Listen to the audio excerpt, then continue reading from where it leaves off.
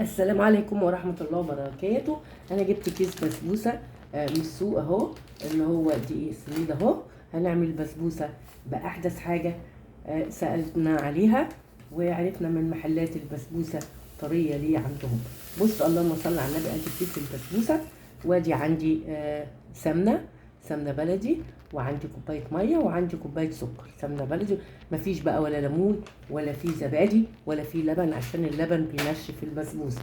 تاني سكر ومية وسمنة هنحطهم في الخلاط، وهنعمل الشرطات بتاعها دلوقتي.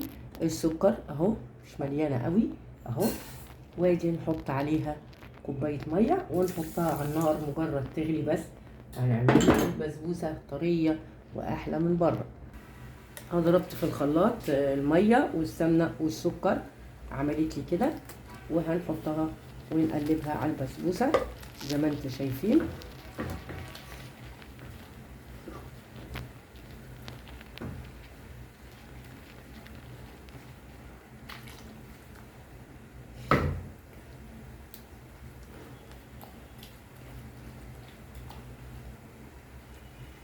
خدوا بالكم نحطها على طول في الصينيه عشان ما تنشفش. كل ما نقلب فيها كل ما تنشف الميه. ادي البسبوسه اهي. وريتكم ولا حطينا لبن ولا زبادي ولا عصرنا ليمون على الشربات ولا حاجه خالص، وهتشوفوها جمالها عامل ازاي. هنحطها في الفرن قدامكم اهي. هندخلها الفرن قدامكم.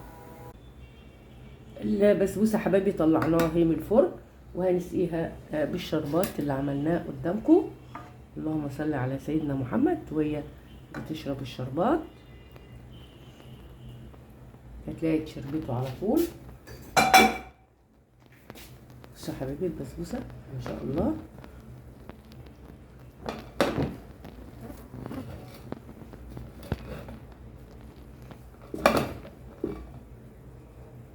قطعينها اهو قدامكم،